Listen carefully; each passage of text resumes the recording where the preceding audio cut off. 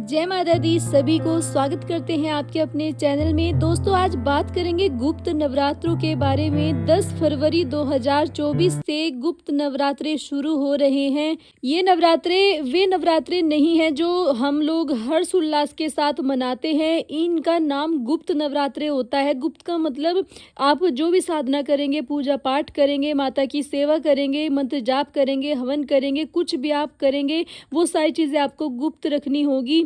अपने परिवार में सिर्फ आप उन्हीं लोगों को बताएं जिन पर आप विश्वास करते हैं। बाकी किसी को आप इन नवरात्रों के विषय में नहीं बताएं। गुप्त नवरात्रों में हवन करते हैं, मंत्रों को सिद्ध करते हैं, साधनाएं करते हैं, सिद्धियां करते हैं। देखिए, जो भी गुप्त तरीके से आप साधना करते हैं वो बहुत ही ज़्यादा फलीभूत होती है। 10 फरवरी शुक्ल पक्ष में नवरात्रे, गुप्त नवरात्रे जो हैं शुरू हो रहे हैं माता रानी के। तो आप अगर रखना चाहते हैं, भगत हैं, साधक हैं, तो आप माँ के ये नवरात्रे रख सकते हैं और अपने मंत्रों को सिद्ध कर सकते हैं, साधनाएं कर सकते हैं। अब बात कर लेते हैं कि आपको इस नवरात्रों में माँ कालिका देवी जी की साधना कैसे करनी है। देखिए, माँ कालिका सभी देवताओं के साथ चलती हैं और संसार के कष्ट दूर करने में माता कालिका जी का बहुत बड़ा योगदान रहा है। सभी को इस बारे में पता है। तो अगर आपके ऊपर किसी भी प्रकार की विपत्ति है, किसी भी प्रकार का संकट है, कोई प्रेत बाधा है, कोई नेगेटिव ऊर्जा है, या फिर कोई आपकी मनोकामना नहीं पूरी हो रही है, या आप चाहते हैं कि आप माता कालिका देवी जी की साधना करके और उनकी सिद्धि प्राप्त करें, उनकी शक्तियाँ प्राप्त करें, तो 3 दिवसीय साधना के बारे में मैं आज आपको बताने जा रही हूँ। वीडियो को बहुत ही ध्यान से सुनना, बारीकी से समझना, ताकि सारी बातें आपको अच्छे से समझ में आए और आपसे कोई गलती ना हो। देखिए, अगर आप माता काली को प्रसन्न करके चलेंगे, माता काली की साधना करेंगे, तो सभी देवी देवता आपसे बहुत ही ज़्यादा प्रसन्न हो जाएंगे और आपके ऊपर दैवीय शक्तियों का आना शुरू हो जाएगा। आपके घर में पॉजिटिव एनर्जी का आना शुरू हो जाएगा और आपके ऊपर कभी भी कोई तंत्र क्रिया लागू नहीं होगी। कोई तंत्र क्रिया आपको कोई करा ही नहीं सकता है आपके घर में। आइए बात कर लेते हैं आपको साधना 3 दिन की कैसे करनी है।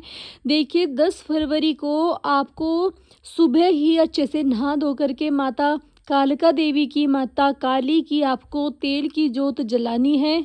माता काली के लिए आपको अलग से चौकी लगा लेनी है और माता काली की वहाँ पर आपको एक तस्वीर या फिर कोई प्रतिमा आपको स्थापित करनी है।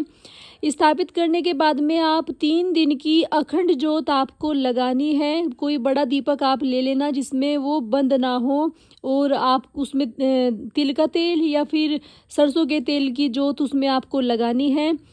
जोत में आपको थोड़ा सा सिंदूर डालना है, 2 लौंग डालनी है, 2 इलायची डालनी है, थोड़ी सी उसमें मिश्री आपको डालनी है, और एक जल का लोटा आपको रखना है, उसमें भी आपको 2 लौंग डालनी है, थोड़ी सी मिश्री आपको उसमें भी डालनी है।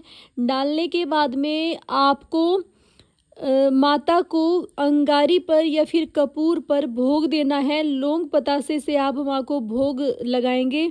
और जो आप व्रत धारण करेंगे, तो व्रत में आपको शाम के समय भोजन करना है, और भोजन में आप थोड़ा बहुत देख लेना, जो भी आप व्रत में खाते हैं वो ही खाना है।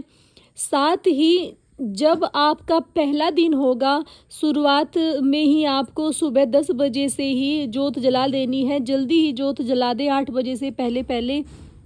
और आपको संकल्प लेना है हाथ में कि हे माता कालिका देवी, हे माता काली, मैं आपकी 3 दिवसीय साधना कर रहा हूँ।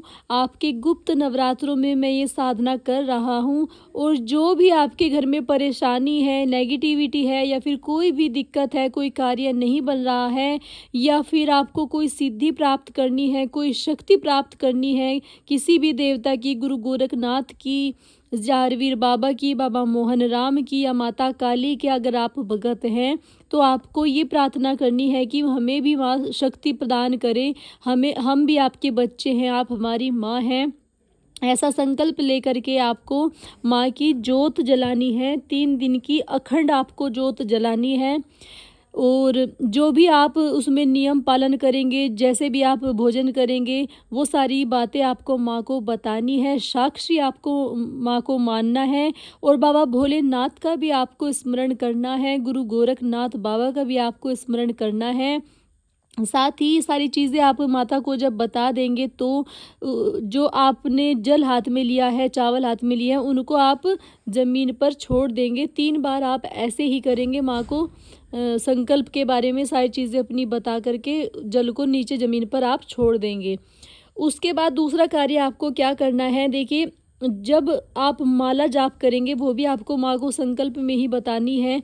आपका जो भी मंत्र है, जो भी आप मंत्र करते हैं, उसी जो आपका गुरु मंत्र है, या फिर आपने कोई अपनी तरफ से आप मंत्र करते हैं, बचपन से कर रहे हैं, या फिर आपके गुरु ने कोई मंत्र दिया है, उस मंत्र की आप जितनी माला चाहे, कम से भी कम आप 11 माला तो अवश्य रूप से करें। 11 माला का आपको संकल्प लेकर और थोड़े मोटे आसन पर बैठ कर के आपको करना है 11 माला। सुबह और शाम दोनों समय आपको ये कार्य करना है।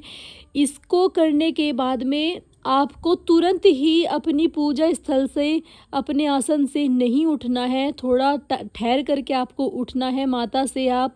और हाँ, जब भी आप मंत्र जाप करेंगे, आप माता की आंखों में आपको लगातार देख करके मंत्र जाप करना है, क्योंकि आंखों में ही सबसे पहले शक्ति आती है और वो आंखों से ही आपके अंदर प्रवेश करेंगी। तो आपको माँ की आंखों में देखते हुए मंत्र जाप करते रहना है।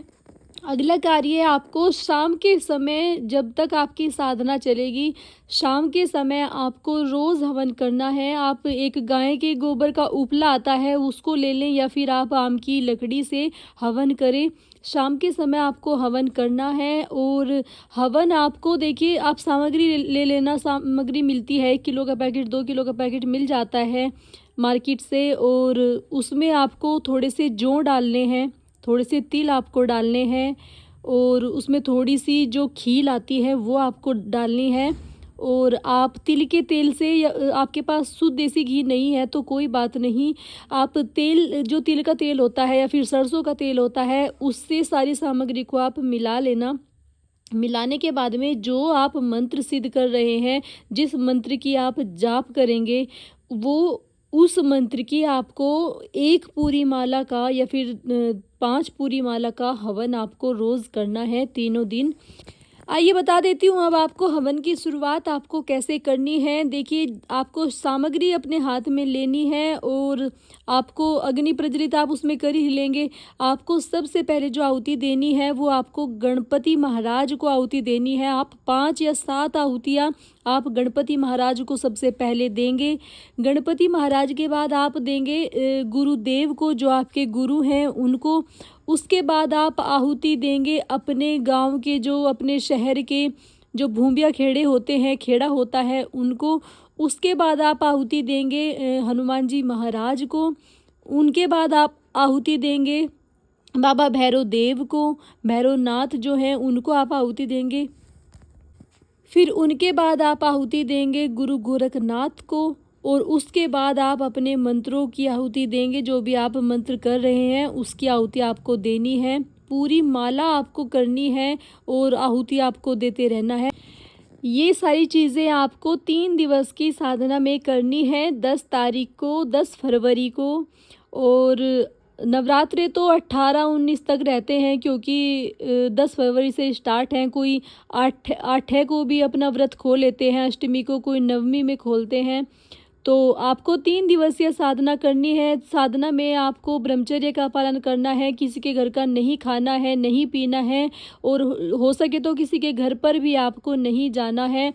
माँ आदि शक्ति जगदम्बा, माँ कालका भवानी आपको ज़रूर दर्शन देंगी। अवश्य आपकी इच्छा सारी पूरी होंगी और आपके ऊपर माता काली की विशेष कृपा दृष्टि होगी। आप इन कार्य को करना गुप्त नवरात्रे में, और आपको ये चीज़ें किसी के साथ शेयर नहीं करनी है जो भी आप करेंगे, क्योंकि ये साधना गुप्त रखी जाती हैं। माँ के नवरात्रे हैं, ये गुप्त आपको रखने हैं। मुझे आशा है वीडियो आपको पसंद आई होगी। अगर पसंद आई है प्लीज़ वीडियो को लाइक करें, कमेंट में जय माता दी लिखें और चैनल को सब्सक्राइब करके बेल आइकन को ज़रूर प्रेस करें ताकि जो भी मैं वीडियो डालूँ सबसे पहले उसका नोटिफिकेशन आपके पास जाए। कल फिर मिलूँगी आपको एक नई वीडियो में नई जानकारी के साथ। तब तक आप सभी को जय माता दी, हर हर महादेव।